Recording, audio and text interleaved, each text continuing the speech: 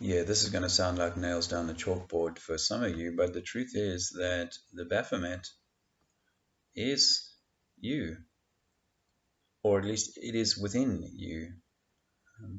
And your knowledge of this esoteric truth is probably one of the most important things you need to know if you're ever to liberate yourself and to achieve a heightened life state or consciousness state whilst you're here. So we are typically frightened with this iconography of a goat-headed androgynous character. There is plenty of symbolism with the twisting snakes representing the DNA and the flow of energy in the body, the up and down path for lightness or dark, and yeah, particularly this goat head. The goat, I will do another video on it, but the goat is really a representation of the ego, and hopefully this will become a little clearer as we go. But the word ego is linked to the word goat, e-goat. So yeah, this is your typical human skeleton. As we know, you can pick your favorite politician or your least favorite scientician. I'm going to go with Brian Cox, mainly because we're talking today particularly about the area in the pelvic girdle known as the coccyx, located here in this image as the blue tip beneath the yellow area known as the sacrum or the sacred bone. You can see why it's called the coccyx, because of its particular shape. And if you notice the nerves drawn in red on this image, it has a particular phallic shape to it. But coccyx is another hint that this is the sixth part of the body. I would suggest to you that the pelvic girdle forms the bowl of the six, while running up the spine to the nine, you get the skull, which when viewed from the left-hand path appears to be a nine in shape. The three, of course, is the heart. So the Baphomet, well, let me just quickly touch on the sacrum. The sacrum is also known as the holy bone, and it is the reservoir for CSF, the cerebral spinal fluid, so vital in maintaining your spinal cord health and your brain health. And it is what some suggest is the light of Christ, the light that we need to nurture and take care of if we are to raise ourselves from these rather troglodyte type beings that we've become. And I'm not looking to give you a hard time. I can explain how using well, just the heel prick test when you're born, you can have your sacral area damaged, or at least the nerves running into this area are damaged. And I'll quickly read something from on the root chakra. Okay, so let's take a closer look at the coccyx itself. It doesn't have a bearing on gender. Males and females have the same kind of coccyx, although females tend to have more coccyx injuries, which has to do with various things to do with the pelvic floor and the way they sit and so on. But here it is. This is the coccyx, and I'll ask my son to do a little merge of coccyx and Baphomet and tell me what you think. So here's your coccyx, and there's the Baphomet.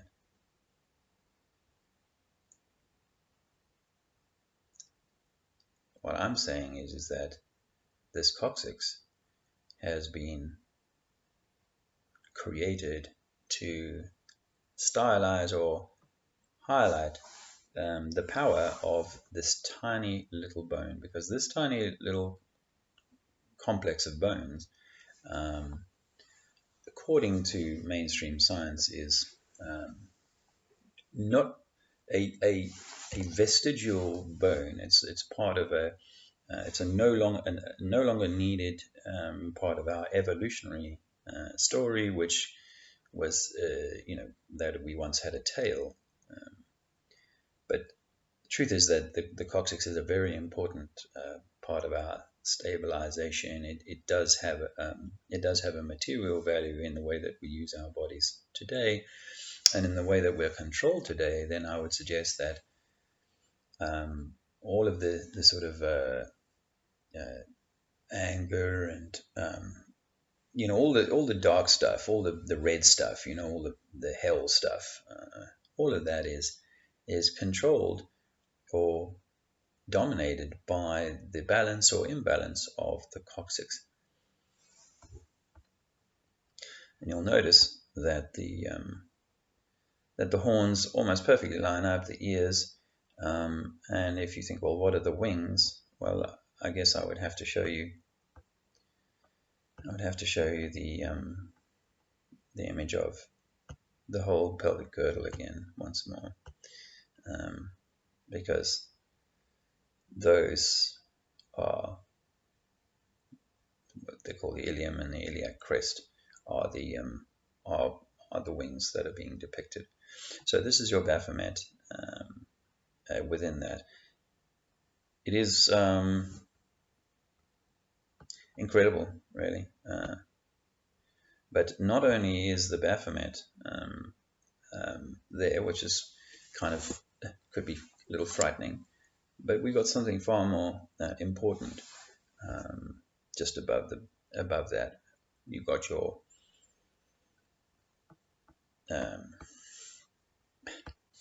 Sacrum can also be depicted as the bat out of hell. So this is all where the darkness ideas all come from in this lower part of your own anatomy. Located at the base of the spine, the pelvic floor, and the first three vertebrae, the root chakra is responsible for your sense of safety and security on this earthly journey. The word Muladhara, which breaks down into two Sanskrit words, Mula, which means root, and Adhara, which means support or base. So this is the first chakras of matter, of material. We have chakras below us and above us that are not material. Balancing the root chakra creates a solid foundation for opening the chakras above. So imagine you're laying the foundation for a house in which you're going to live for a long time. A solid foundation embedded in firm soil will provide the stability you need to create a home filled with joy for years to come. The root chakra is comprised of whatever grounds you to stability in your life. This includes your basic needs such as food, water, shelter, and safety, as well as more emotional needs such as letting go of fear. Important. When these needs are met, you feel grounded and safe, and you tend to worry less day to day. Whether or not you feel secure now often has less to do with what you have at your disposal and more to do with how you felt safe as a small child. When you consider psychologist Erikson's stages of development, the first stage, trust versus mistrust, is closely related to your root chakra development.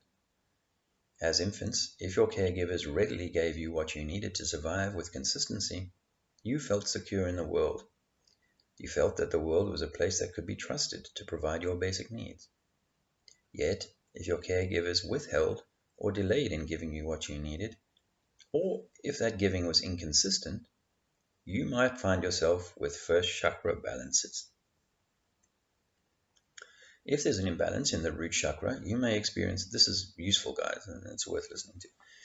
If there's an imbalance in the root chakra, you may experience anxiety disorders, fears, or nightmares. Physical imbalances may manifest as problems in the colon, with the bladder, with elimination, or with lower back, leg, or feet issues. In men, prostate problems may occur. Eating disorders may also be a sign of root chakra imbalance. It goes on to talk about meditation and other ways of balancing your root chakra, and I would suggest that that you can look into that yourself if you feel the need to. But consider this, that each of us, when we're born, typically in the modern world, gets treated rather harshly, and we're taken from this very protective womb into a world in which there's a lot of noise, light, and overstimulation, particularly with the heel prick test. Now, why I'm focusing on the heel prick test is because the sciatic nerves runs from the heel of the foot right up into the sacrum, and particularly into the coccyx. And I feel that this is done perhaps for the very reason that it creates that mistrust and that lack of security, that lack of certainty in a child and in their caregivers. And from then on, the foundation of the house that we build is always going to be on the back foot, so to speak. So this is possibly something that we all need to consider addressing. But it's not all bad news. You have the pelvic girdle, and I would offer to you that the pelvic girdle is the strength, your stability. It is the womb. So can you see it now? Because this entire complex is controlled by, or is dominated by, the elephant in the womb. And here it is, or here it is.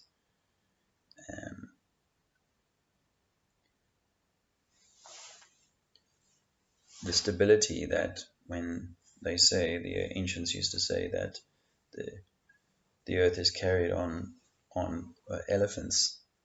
Well, this may be the elephant in the room, or the elephant in the womb. And here it is. Absolutely phenomenal. So it's